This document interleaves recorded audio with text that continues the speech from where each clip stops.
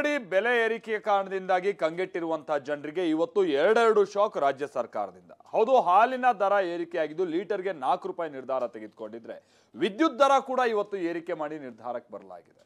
ಬನ್ನಿ ಇದಕ್ಕೆ ಸಂಬಂಧಪಟ್ಟಂಗೆ ರಿಪೋರ್ಟ್ ನೋಡ್ಕೊಳ್ಳೋಣ.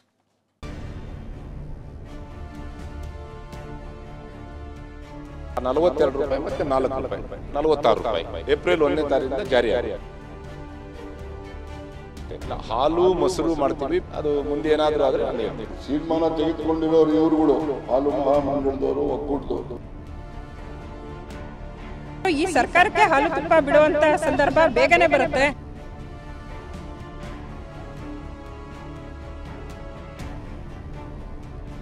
ಬಸ್, ಮೆಟ್ರೋ, ವಿದ್ಯುತ್ ಬಳಿಕ ಗ್ರಾಹಕರಿಗೆ ಮಿಲ್ಕ್ ಶಾಕ್.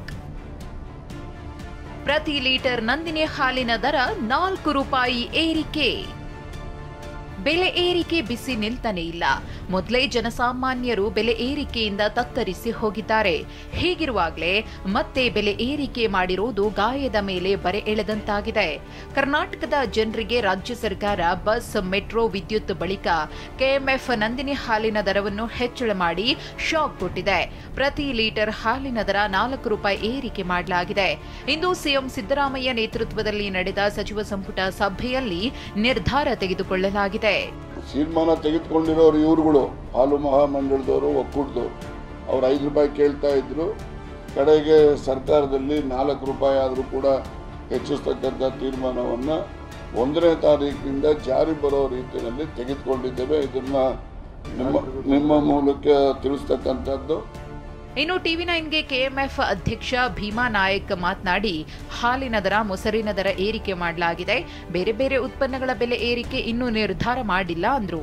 ಸೊ ಈಗ ಹಿಂದೆ 44 ರೂಪಾಯಿ ಇತ್ತು. 44 ರೂಪಾಯಲ್ಲಿ ನಾವು 1050 ml ಕೊಡ್ತಾ ಇದ್ವಿ. ಅದನ್ನ 2 ರೂಪಾಯಿ ನಾವು ಜಾಸ್ತಿ ಮಾಡ್ತೀವಿ. ಈಗ ಅದನ್ನು 50 ml ವಿಡ್ರಾ ಮಾಡ್ತೀವಿ. ಅದು 2 ರೂಪಾಯಿನ ನಾವು ವಾಪಸ್ ತೊಗೊಳ್ತೀವಿ. ಅದು 42 ರೂಪಾಯಿ. ಇವತ್ತೇನು 4 ರೂಪಾಯಿ ಜಾಸ್ತಿ ಆಗಿದೆ. ಇದು ಆ 42 ರೂಪಾಯಿ ಮತ್ತು 4 ರೂಪಾಯಿ 46 ರೂಪಾಯಿ ಏಪ್ರಿಲ್ 1ನೇ ತಾರೀಕಿನಿಂದ ಜಾರಿ ಆಗುತ್ತೆ. ಹಾಲು ಮೊಸರು ಮಾಡ್ತೀವಿ. ಬೇರೆ ಏನು ಮಾಡಬೇಕು, ಬೇರೆ ಬೇರೆ ಪ್ರಾಡಕ್ಟ್ ಬಗ್ಗೆ ಜಾಸ್ತಿ ಮಾಡ್ತಕ್ಕಂಥದ್ದು ಇನ್ನು ಸದ್ಯದಲ್ಲಿ ಏನು ಚರ್ಚೆ ಆಗಿಲ್ಲ. ಅದು ಮುಂದೆ ಏನಾದರೂ ಆದರೆ ನಾನು ಹೇಳ್ತೀನಿ.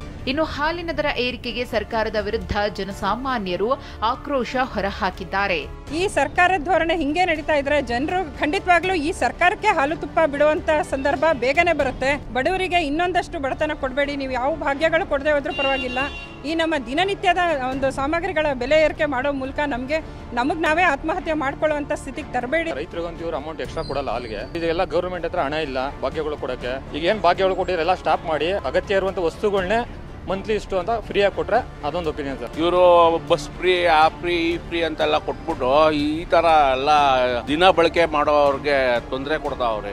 ಅಲ್ಲಿ ಫ್ರೀ ಏನು ಕೊಡಬೇಕು? ಫ್ರೀ ಬೇಡ ನಮ್ಗೆ, ಏನು ಫ್ರೀ ಕೊಡಬೇಡಿ. ನೀವೇನು ಫ್ರೀ ಕೊಡು ಅಂತ ಯಾರು ಕೇಳಿಲ್ಲ. ಅದೇನೇ ಹೇಳಿ, ಹಾಲಿನ ದರ ಏರಿಕೆ ಮಾತ್ರವಲ್ಲ, ಪ್ರತಿ ಯೂನಿಟ್ಗೆ 36 ಪೈಸೆ ಹೆಚ್ಚಳ ಮಾಡಿ ಕೆಇಆರ್ಸಿ ಆದೇಶ ಮಾಡಿರುವುದು ಮತ್ತೊಂದು ಶಾಕ್ ಕೊಟ್ಟಂತಾಗಿದೆ. ಈ ವರ್ಷದ ಏಪ್ರಿಲ್ ತಿಂಗಳು ಏಟು ಕೊಡ್ತಿರುವುದು ಮಾತ್ರ ಸುಳ್ಳಲ್ಲ. Bureau report, ಟಿವಿ9.